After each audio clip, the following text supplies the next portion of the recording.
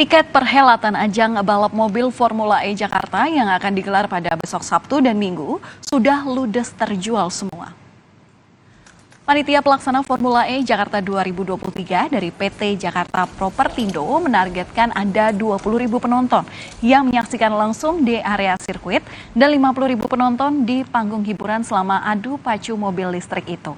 Panitia lantas menjual 4 kategori tiket, yakni Jakarta Royal Suites, Jakarta Deluxe Suite, Grandstand, dan Sirkuit Festival.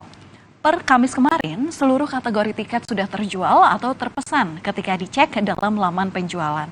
Ludesnya tiket merupakan kabar menggembirakan setelah panitia menyampaikan ada 70% dari 80.000 tiket yang sudah terjual hingga Rabu 31 Mei kemarin.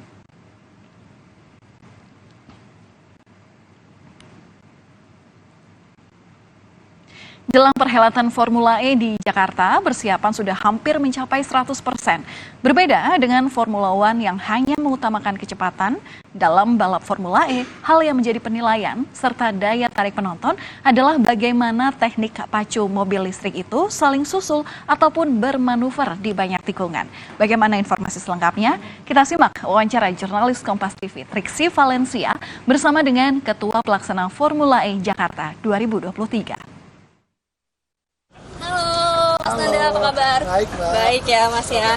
Nah, gimana nih ikut berkecimpung lagi di Formula E 2023 dari Racing Committee menjadi Organizing Committee. Apa yang menjadi fokus dan tantangan dari Mas Nanda sendiri? Fokus tantangannya karena tahun ini kita menjadi tuan rumah untuk 2 seri, di seri 10 dan 11, which is itu memang tantangan yang cukup berat karena tahun lalu kita hanya mendapatkan jatah untuk 1 seri di hari Sabtu. Sekarang balapannya 2 kali, Sabtu dan Minggu, jadi ya memang tantangannya begitu. Kalau saya sih lebih ininya ke teknis ya. Saya lebih worry-nya kepada urusan teknis karena memang SDM kita harus fokus selama 48 jam, which is itu Marshall dan lain-lain.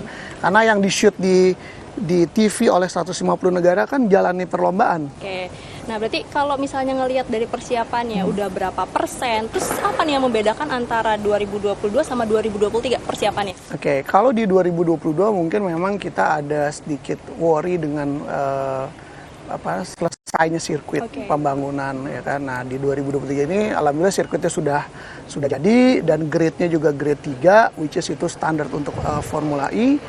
Mungkin ya yang lebih ininya ya mungkin lebih dari segi tantangannya, segi promosinya. Mungkin kan tahun lalu promosinya lebih besar karena ada pemberitaan yang negatif, yang positif, itu bagian daripada promosi juga buat saya. Jadi, apa yang menjadi fokus perbaikan dan juga pemeriksaan di sini, Mas? kalau saya concernnya, kalau saya pribadi ya, concernnya kalau terhadap sirkuit lebih ke kualitas aspal. Oke, kualitas aspal. Kualitas aspal. Tapi memang setelah saya lihat di Monte Carlo juga aspalnya juga mungkin ya ada sedikit rusak. Nah, gimana yang kayak concern saya tuh bukan terhadap mobil itu yang masuk, mungkin karena terhadap ini ya, maksudnya karena kita mulai kerja lagi, jadi kan banyak alat berat masuk atau apa ya pasti adalah luka-luka sedikit. Tapi kalau misalnya untuk dibilang balapan mulus oke? Mulus oke, cuman juga minusnya karena sirkuit ini jarang dipakai, mungkin agak kotor ya. Mungkin nanti di seri-seri di awal-awal latihan pasti mungkin agak sedikit licin gitu.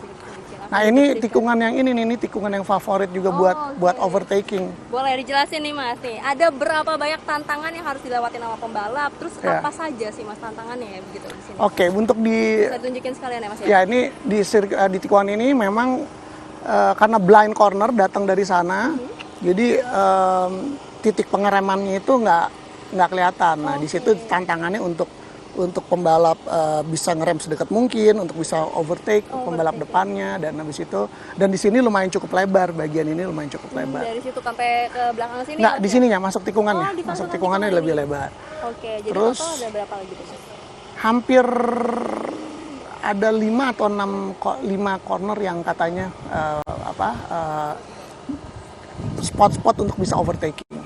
Dan juga memang sirkuit ini katanya, kemarin saya baru dengar dari pembalap-pembalap di sana, untuk physically sangat menguras sekali karena panas dan juga tikungannya begitu banyak, jadi membutuhkan, tapi itu tantangan buat mereka. Tantangan buat mereka ya, hanya di sirkuit, tapi cuaca juga menjadi tantangan ya. Terkait dengan standar, kemudian safety, kelaikan, itu nanti bagaimana Mas dari Udah, kalau buat safety kita udah buat saya selama saya balap, saya nggak ngelihat sirkuit se-safety ini ya.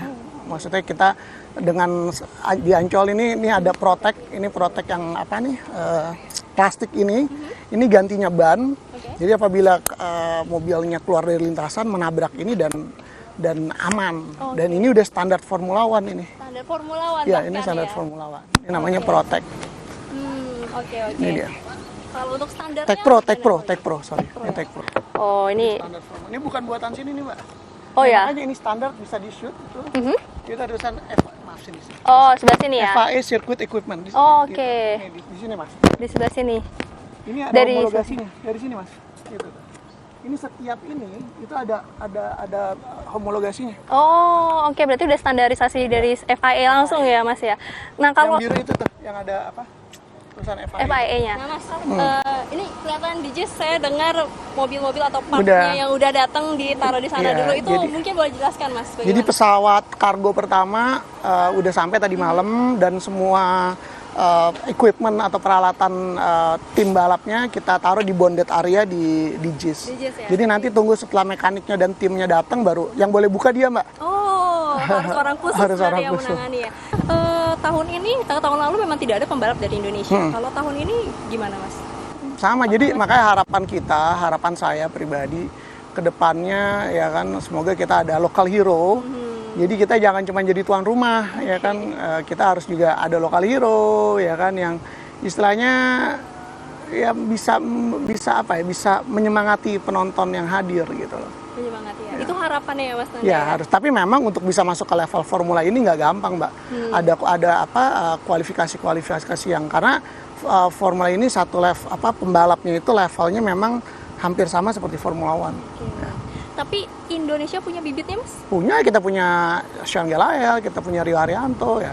Harapan saya mungkin one day, mungkin tahun depan ya, mungkin Sean bisa gabung. Waduh, itu harapannya ya ditunggu ya. Nah, ini juga bisa jadi janji gitu ya untuk saudara Mama. Lebih semangat lagi tuh saya kerjanya kalau ada local hero. Waduh, nah itu yang ditunggu-tunggu. Penontonnya juga pasti lebih semangat dong. Masa tuan rumah nggak ada jagoannya, betul. Oke, terima kasih banyak Mas Nanda untuk waktu dan informasinya. Ntar datang lagi ya. Oke, siap, dinantikan lagi ya. Nah, begitu saudara perbincangan dengan Mas Nanda Mikola. Mas Nanda akan kembali mempersiapkan keseluruhannya untuk pertandingan atau perhelatan mobil balap Formula E pada tanggal 3 sampai 4 Juni 3 dan 4 2023 mendatang. Jangan lupa datang. Jangan lupa datang dan jangan lupa nonton. Saudara, informasi tentang dunia sosial, olahraga, dan beragam informasi terkini lainnya dari dalam dan luar negeri juga bisa Anda saksikan di kompas.tv. Informasi usai jeda, jemaah calon haji Indonesia secara bertahap mulai berangkat dari Madinah menuju Mekah, Arab Saudi.